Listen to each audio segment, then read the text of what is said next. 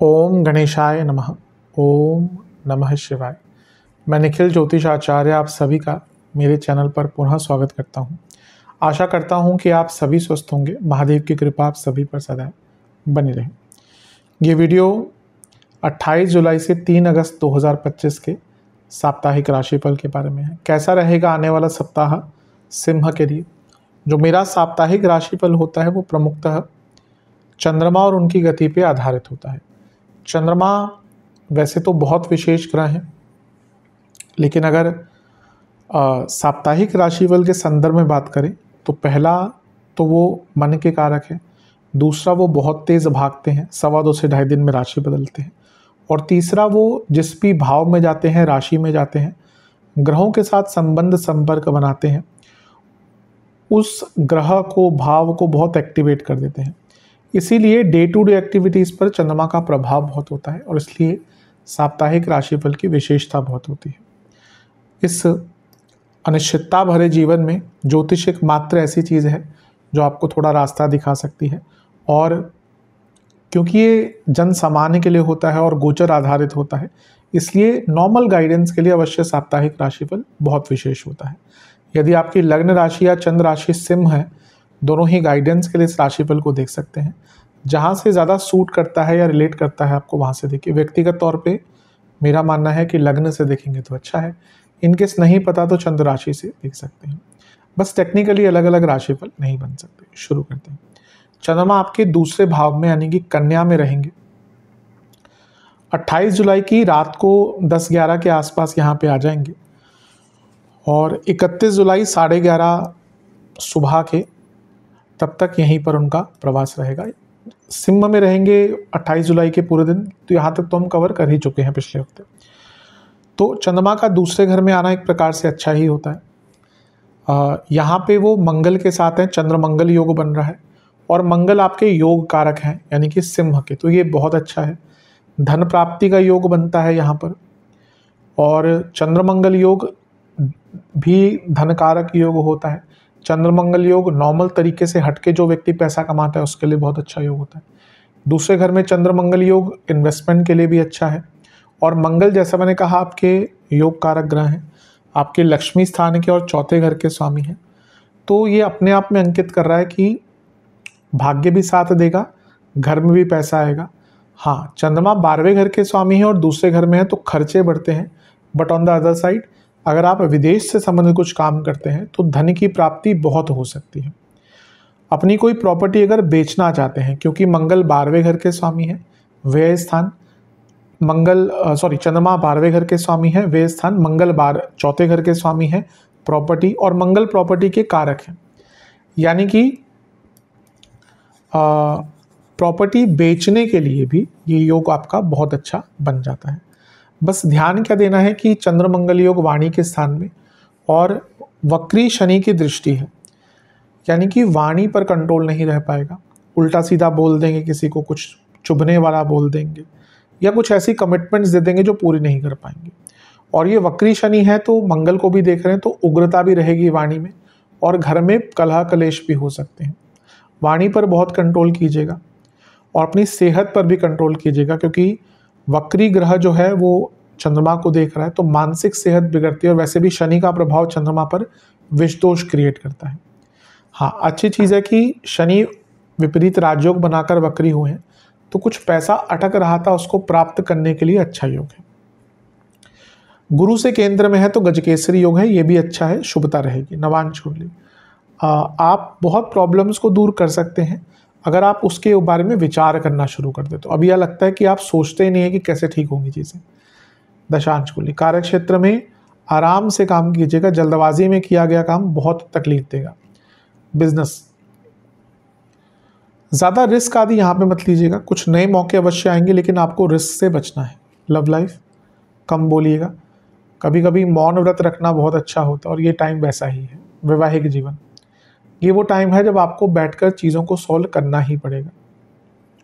कभी कभी होता है हम डिस्कशंस डिले करते रहते हैं और बाद में चलकर वो मौका ही नहीं आता जहाँ पे डिस्कशन हो पाए। इस पर विचार कीजिएगा। स्टूडेंट्स बहुत अच्छा टाइम है। स्टूडेंट्स के लिए शुभतापूर्ण टाइम है, भाग्य भरपूर साथ देगा। सेहत के दृष्टिकोण से गले के रोग, बीपी की प्रॉब्लम, सर्वाष्टक में आपका भाग्यस्थान बली है, ये अपने आप में अंकित कर रहा है कि भाग्य का भरपूर साथ आपको हफ्ते के शुरुआती भाग में प्राप्त होगा। 31 जुलाई सुबह के 11:30 चंद्रमा आ जाएंगे आपके तीसरे घर में यानी कि तुला में, और 2 अगस्त रात के 11 तक चंद्रमा यहीं पर रहेंगे। चंद्रमा का तीसरे भाव में आना एक प्रकार से अच्छा ही माना जाता है, क्योंकि वो 12वें घर के स्वामी हैं, तीसरे घर में आ रहे हैं, ये यात्रा का योग भी बनता है और ये कुछ रिस्क टेकिंग कैपेसिटी भी दिखाता है। अगर आप कुछ रिस्क लेना चाहते हैं, कुछ अलग करना चाहते हैं, तो ये टाइम बहुत अच्छा है। चंद्रमा यहाँ से नवम भाव को देखेंगे, 12वां भाव, नवम भाव, तीर्थ स्थल, मंदिर, धर्म स्थल, और ये यात्रा, ये भी यात्रा, तो कोई धार्मिक यात्रा पे जाना चाहते हैं, टाइम अच्छा है। उसकी प्लानिंग के लिए भी टाइम बहुत अच्छा है। तीसरे घर के चंद्रमा एक नई शुरुआत का मौका देते हैं। तीसरे घर के चंद्रमा उत्साह बढ़ाते हैं और तीसरे के घर के चंद्रमा व्यक्ति में कॉन्फिडेंस भी देते हैं। यहाँ पर चंद्रमा पर गुरु की दृष्टि भी है, जो आपके लक्ष्मी स्थान के स्वामी हैं और अष्टम के स्वामी हैं। अब यहाँ पे अगर हम देखें तो 5, 8 और 11 का एक प्रकार से मिलन हो रहा है।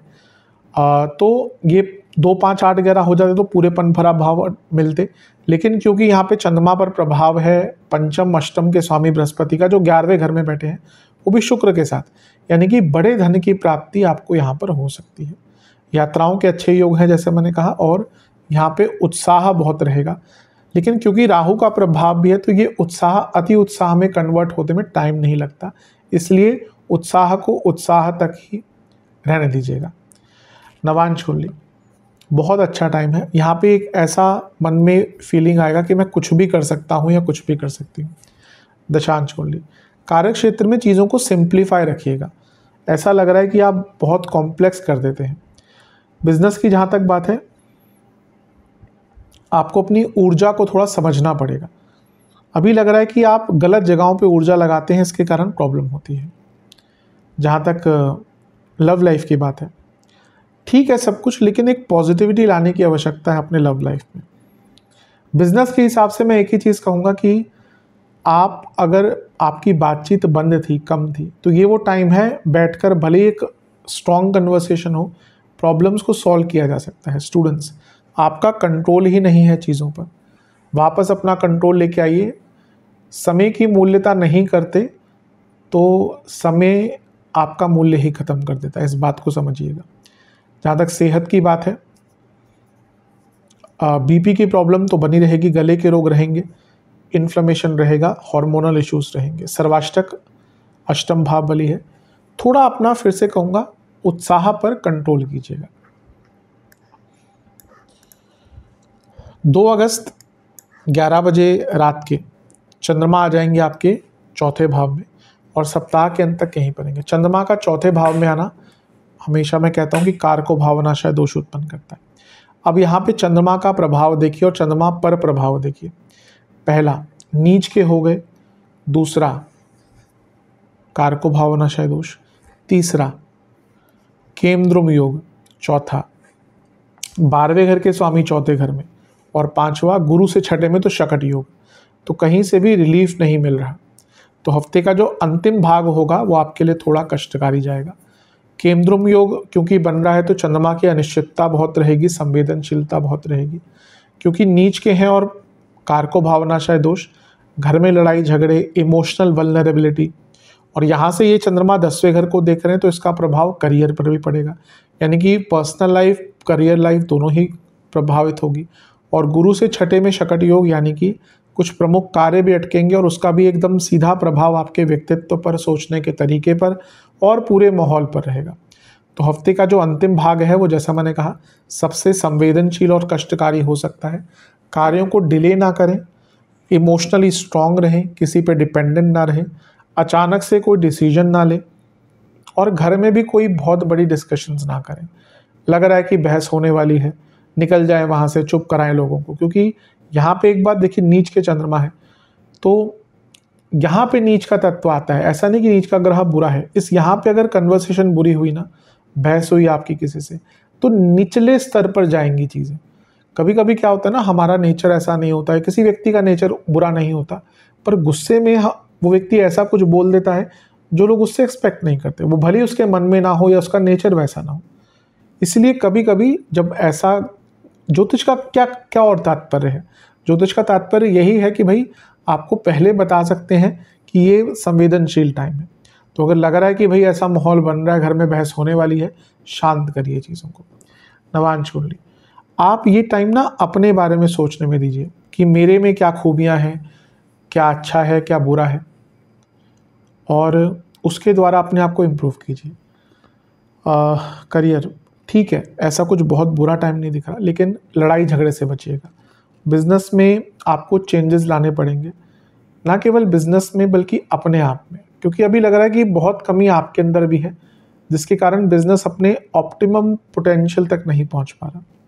लव लाइफ, कभी कभी बहुत ज़्यादा सत्य बोलना भी कठिन हो जाता है और उसका रिजल्ट भी मुश्किल या नेगेटिव होता है। कभी कभी शुगर कोट करना अच्छा होता है, और ये टाइम आपके लिए वैसा ही है।